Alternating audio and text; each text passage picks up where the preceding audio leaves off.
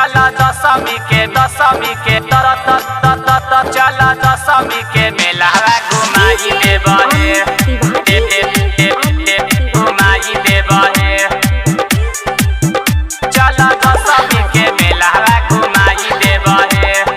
Angika recording studio Rupauli Purnia Bihar. जइबे अकेले तू हेराई जइबे धनिया हो जो तैया रे हम घुमाई देब रनिया दशमी के मेला घुमाई देबहे। अरे जइबे अकेले तू हेराई जइबे धनिया हो जो तैया रे हम घुमाई देब रनिया मैया जी के दर्शन कराई देबहे।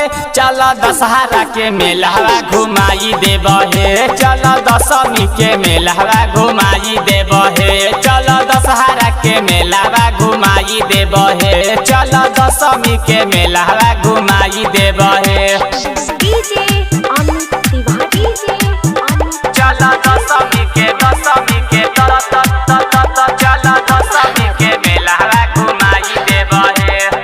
Angika recording studio Rupauli Purnia Bihar. दशमी के मेलावा में भीड़ भारी होला भीड़ भारी होला हो भीड़ भारी होला ओही जे झुलाई देबो नाव वाला झूला नाव वाला झूला हे नाव वाला झूला नाव वाला झूला।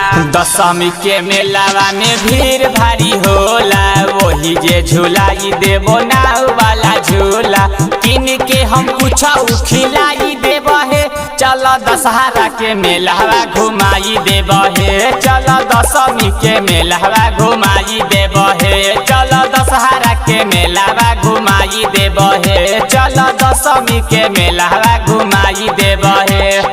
डीजे अमित तिवारी डीजे चल दशमी के चल दशमी के मेला घुमाई देबहे। Angika recording studio Rupauli Purnia Bihar. हमर बाबू हमर सोना होबो न नाराज हे होबो न नाराज हे होबो न नाराज हे अलबेला अभिनंदन मेला घुमाई दे तो आज हे घुमाई दे तो आज हे घुमाई दे तो आज हे घुमाई दे तो आज हे।